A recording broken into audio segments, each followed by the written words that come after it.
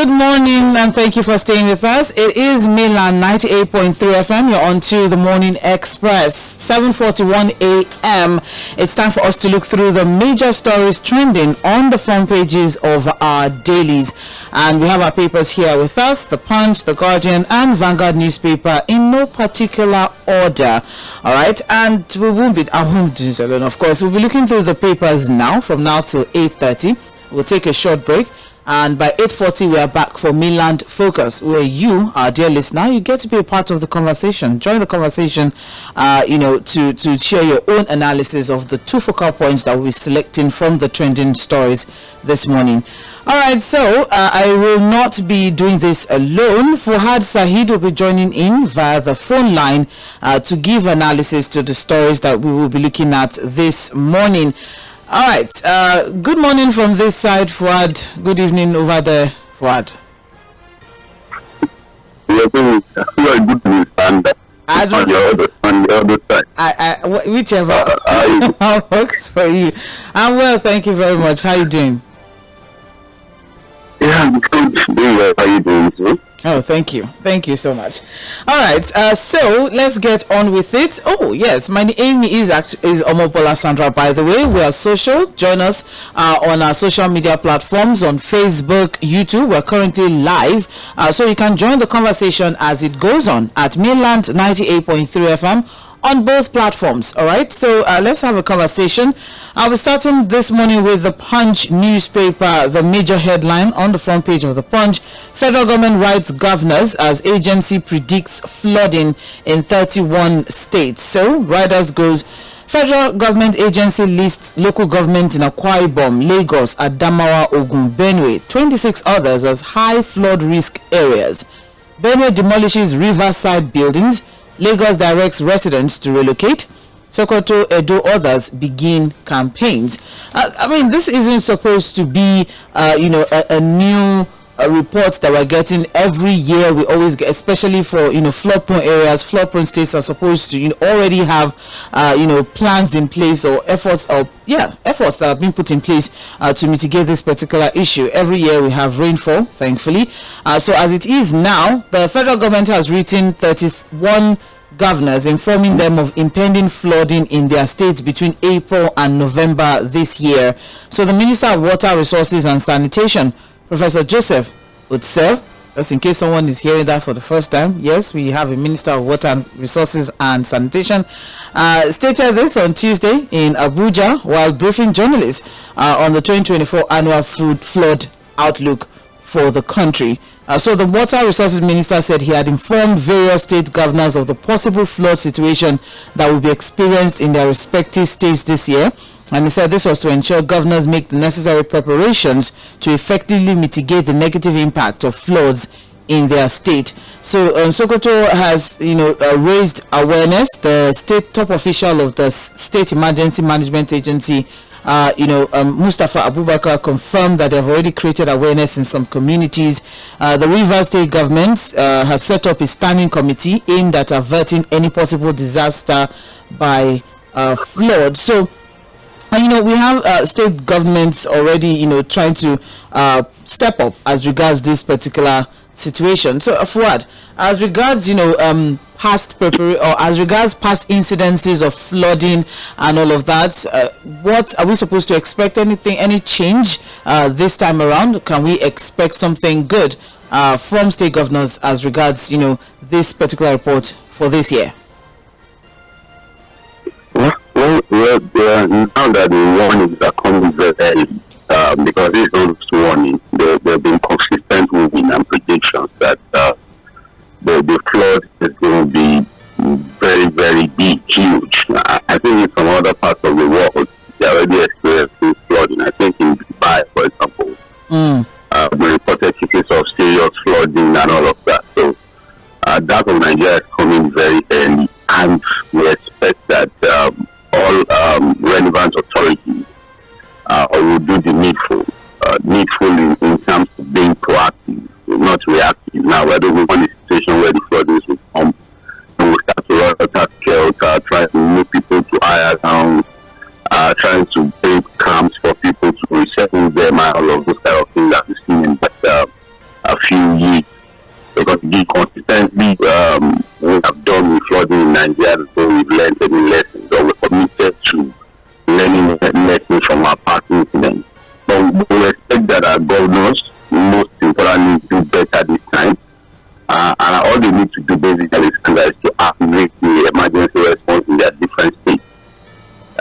I think all of these things should have one or two agencies that are in charge of emergency responses.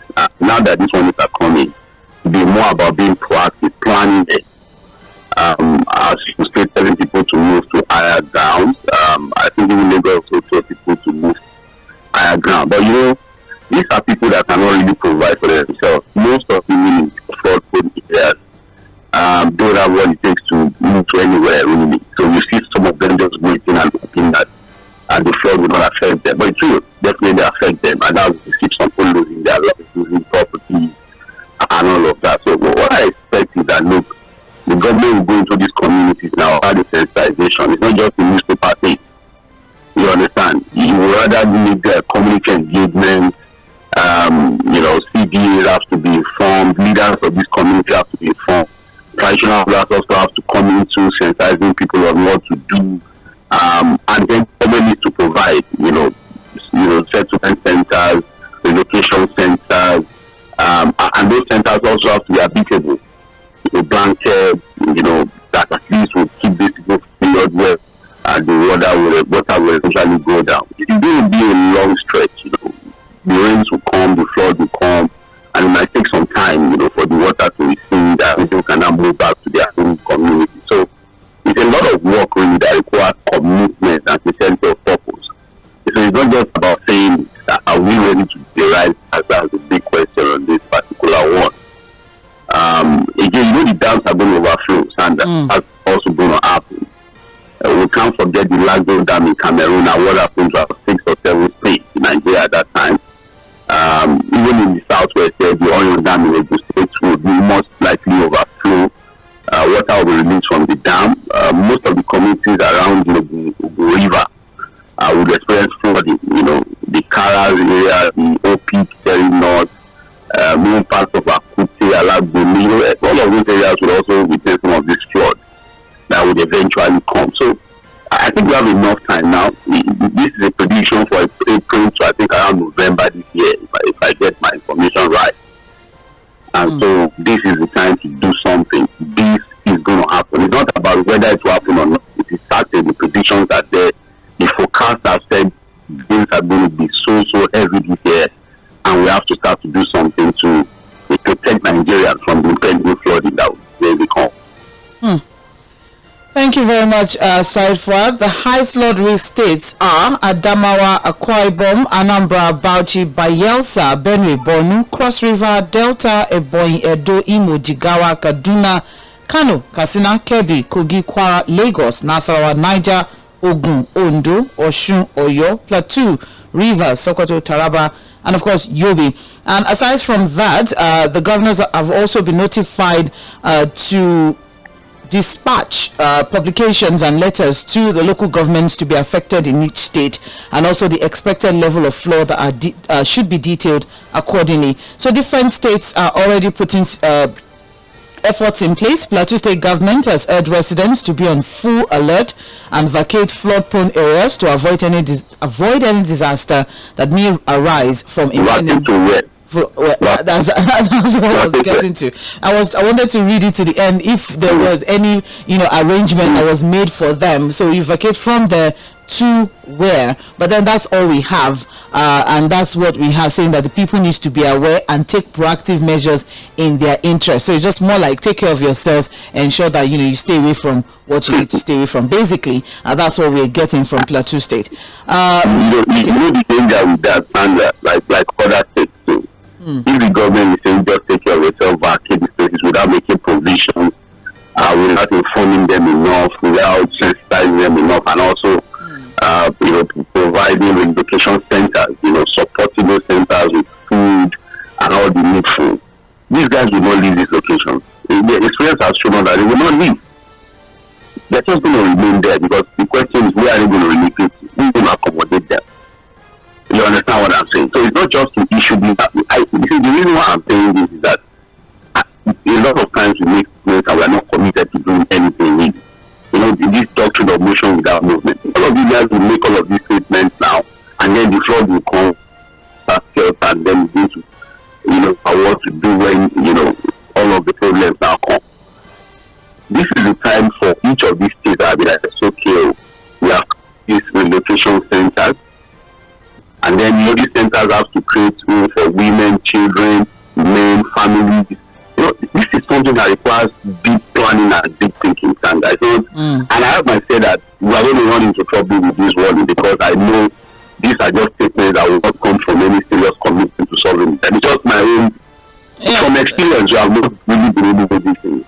But from experience, that's why I feel that we may not be able to handle this well. Despite all of the that's the situation in Plateau State. Rivers has said that it would identify higher grounds for people to move to, people who live in flood-prone areas where they can move to. That's what they're saying, to avert any possible disaster. And that's Rivers the government. I don't know if under the tree, higher ground, they should go and stay on the mountain or under it. Okay. So people already know where the higher grounds are. What factors are they going to put in place in those higher grounds for this one to relocate to? That's the question for me, really. Well, people know higher grounds, but they will move to higher grounds that are empty. Lagos State, on their part, has the Commissioner for Environment and Water Resources, Tokunbo Wahab, has addressed the media on step-by-step measures put in place, even regarding those who live on the river banks, those who might have to vacate when the rain gets heavy. And well, what are the measures? We don't know. But then, for people who stay in major floodplains, along floodplains of major rivers such as Owode, Iwaya, Makoko, Badia, Ijora, Ishalu, Pota, and Shibiri, to be ready to relocate to higher grounds when the need arises. And he said, and I quote, "We want to assure you that our state will continue to reap the benefits of careful and rigorous execution planning as our flood control measures are stepped up to contain any imminent rainfall. The ministry has embarked on all-round drainage maintenance program." I don't know about that, but I'm more concerned with, okay, so all of these residents who are being asked to relocate to higher grounds, what exactly are the measures being put in place? But then Edo State, on their part, has said they will review and update their last year's flood management plan to combat incidents of flooding. They said they will study the flood projection to enable them know what to do to tackle the menace. That's for Edo State. Osun State, on their part, has said the government is aware that the state was prone to flooding, and they have commenced work on ways to avert such incidents, saying that we are currently working on dredging of water channels and rivers in Oshogbo. We are moving to Ilesha, Ife, Iwo, and Bogon to also dredge. The major challenge is the indiscriminate dumping of refuse, so they are working on ways to clear their waterways. They just want to start to dredge now in April. Yeah. They are already here. They just want to start their own dredging now. No, you said they are currently working on it, so maybe it's something they've been working on.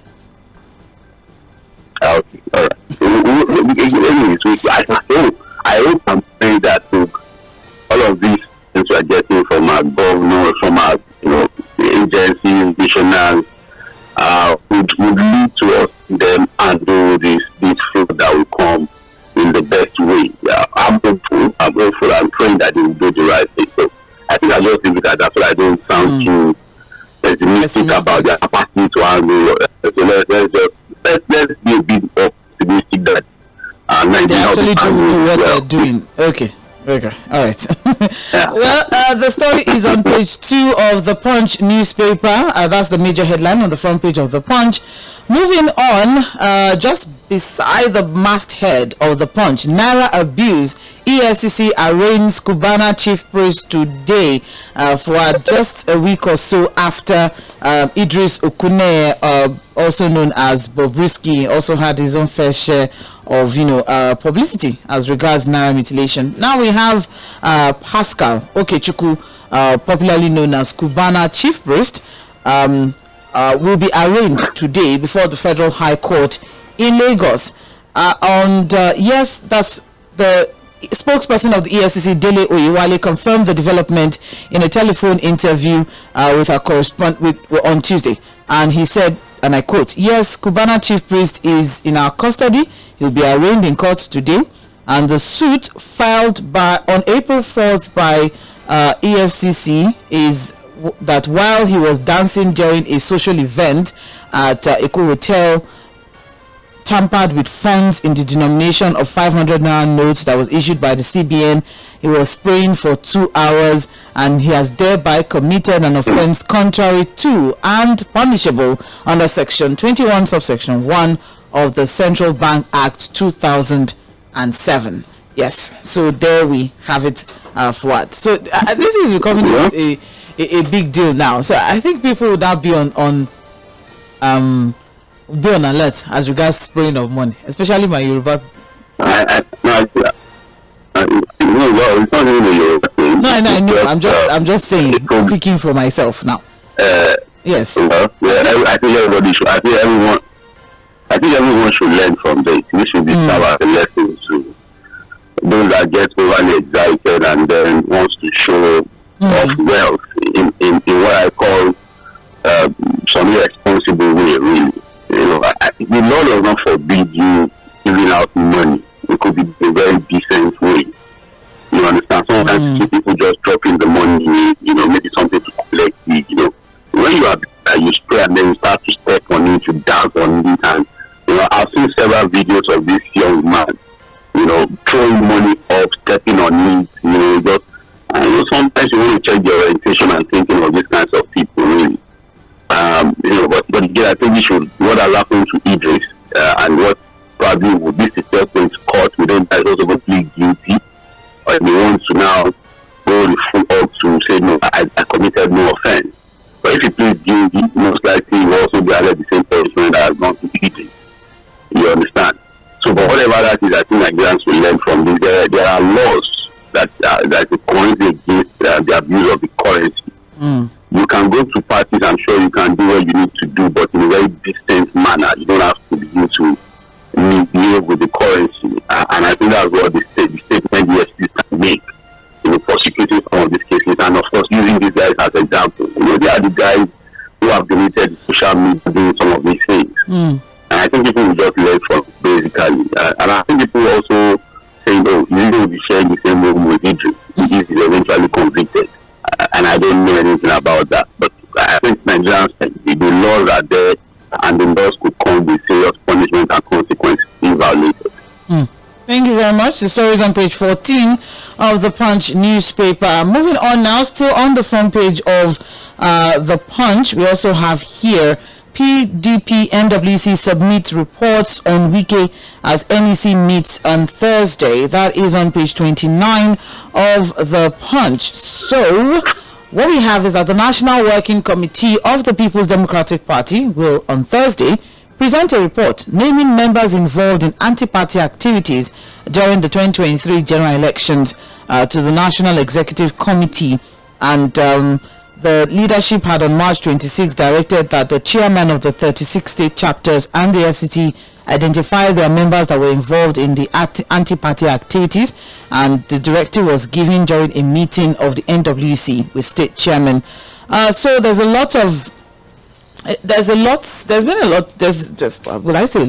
there's been tension basically in political parties, especially with the formation or the emergence and formation of the G5 then in the PDP, which caused a lot of troubles in the PDP. And now apparently there's a lot of agitations as well coming from different party members, suspend this, suspend that, and all of that.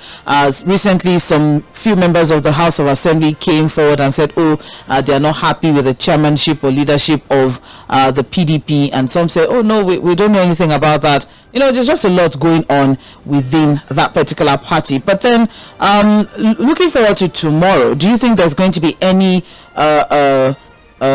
defining or definitive decision that will be made that would actually, you know, change the course of things for the People's Democratic Party? And I would have to wait to see that happen. Very, very young question you asked me about the PDP. Honestly, I have no answer. Because again, the PDP on several occasions and instances, clear instances have disappointed. It comes to taking what I can call decisive decisions to rescue and save the party from what I call political strangers. I think the party is now infested with a new political scavengers, you know, people with no morality at all when it comes to playing politics. you question their ideology, you question their morality, you question their thinking really when it comes to playing politics. They just play too dirty. And that's a party that has a serious problem with individuals who have no singular respect for party constitution and all of that. It's just about their own personal interest. And one of the key actors that has led this group of persons, the PDP, is the former governor of Rivers State, Yᴏᴜᴛᴜ. But again, if you read the story, Sandra, carefully, you will see even the PDP is not completely sure what to do with this individual. We have them within the party. These are those who have worked consistently against the interests of the party and have refused to leave the party. What they have done is to become the plug in the wheel of progress of the party while also remaining in the party and working for the other side. And shamefully so, they are not even hiding. Because again, you still say this of weekend will tell you that is a member of the PDP, but in another breath will tell you that look, I'm working again for the success of the president in 2027. If there's anything to describe how shameless somebody can be, that's the extreme one for me, really. These are guys who talk about morality, who are going to be telling you that. You see, the reality is that no, the worst of us are still are the ones ruling the best of us. The worst, when I say the worst, I say the extreme best of us are the ones who are in charge of this great nation called Nigeria.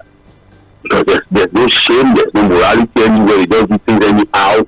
And they even come to rub it on your face because they don't care. Again, they know our consequence management level is at zero. There are no consequences for bad behavior. So it's fair for the PDP to rid themselves off of these political scavengers who are not for the interest of the party, for their own personal interest.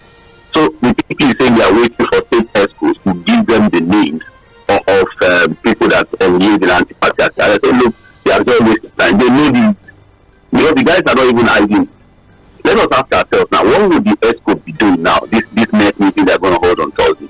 What would they do to Governor Jᴏɪᴜ Aᴊɪ൐, who was also part of the shenanigans that happened in 2023? And the PDP, for example, take a decision against Governor Jᴏɪᴜ Aᴊɪ൐ of Oyo State. Who is the only member of the G5 who is a governor at this time, who is holding, a seat? And so can you, okay, as he came my task in Oyo State, he's still the de facto leader of the PDP in Oyo State. And he was part of the party people in 2023. Because whatever he did, he was not really about Atiku. He was in the interest of the party because Atiku was running on his own lane. He was running as the head of the PDP.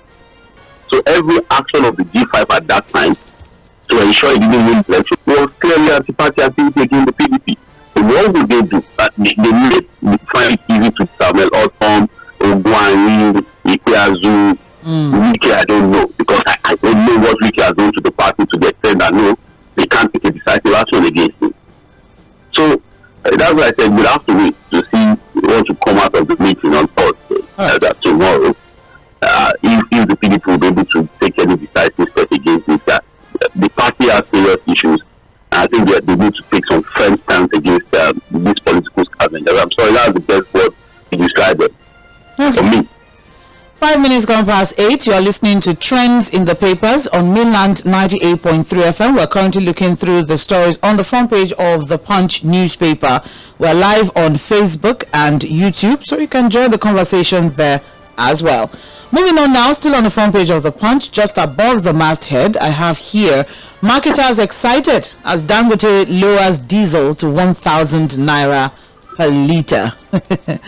So the story is on page 21 of the Punch newspaper. So let's just quickly run through that. If we have good news, or I'm not even going to go into that. But then, apparently worried about the country's dwindling oil revenue. The federal government has said it has concluded plans to take over all idle oil wells from operators holding on to them. That's one part of the story. Now, I just jumped the gun there, but the Dangote Petroleum Refinery has listened to the calls of oil marketers as regards the reduction in the price of automotive gas oil, popularly called diesel. So, yesterday, the refinery announced a reduction in the price of diesel from 1,200 naira per litre to 1,000 per litre, and a development that has triggered excitement among operators in the downstream oil sector. So this announcement was issued yesterday by its spokesperson Tony Chejina. What should we look forward to something exciting as regards this, or are you still concerned about the monopoly of Dangote? Two issues there. All right. Let's start with exciting. You know why I will not be excited, and I think a lot of Nigerians I've spoken to are not even excited about it. You know what? The experience with cement when it comes to Dangote. The experience with cement when it comes to Dangote would not ordinarily excite any Nigerians about this, because we just coming into the market, Sandra, to do something. To be as excited, it's just like somebody who is bringing in a new product.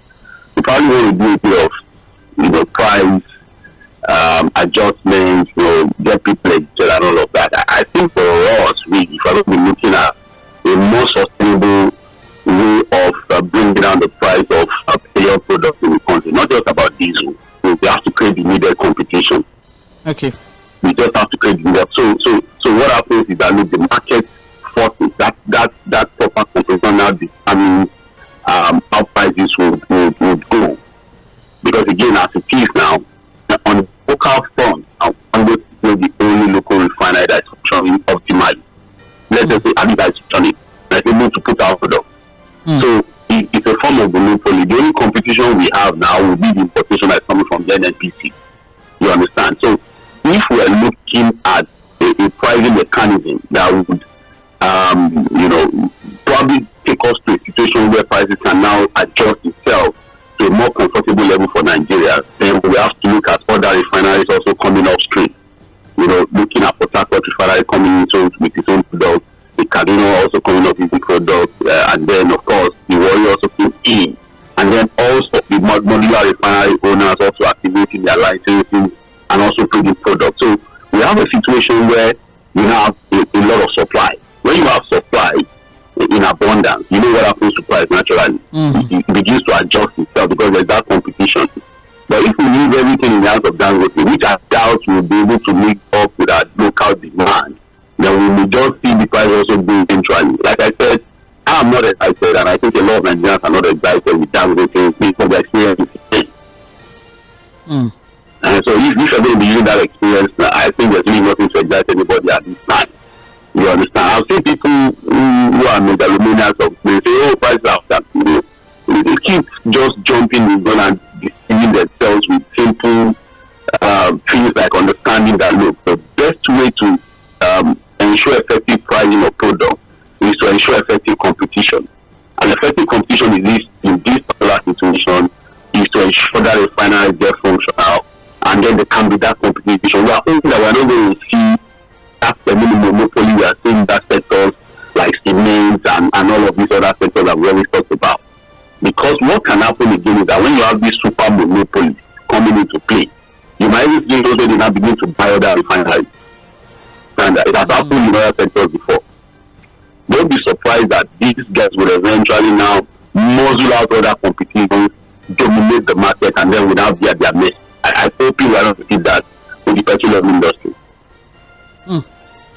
Well, thank you very much, Said Fuhad, because what I have here from the Secretary of the Independent Petroleum Marketers Association of Nigeria, IPMAN, Abuja Suleja branch, said, and I quote, "This is a welcome development. I'm happy to hear this news because it will further increase competition in the downstream, which will benefit many Nigerians." And that was what competition now. It will further increase competition as how.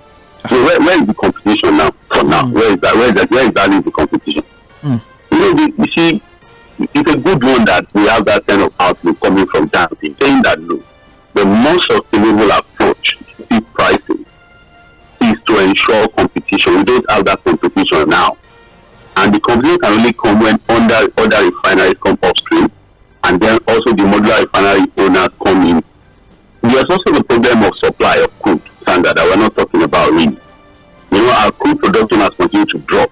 I think the recent figure showed that we're doing less than even 1.2 million barrels per day. So that's also one issue we need to address, because at the best way to ensure effective pricing would be for us to be able to produce enough food locally to supply all of these refineries. If we are still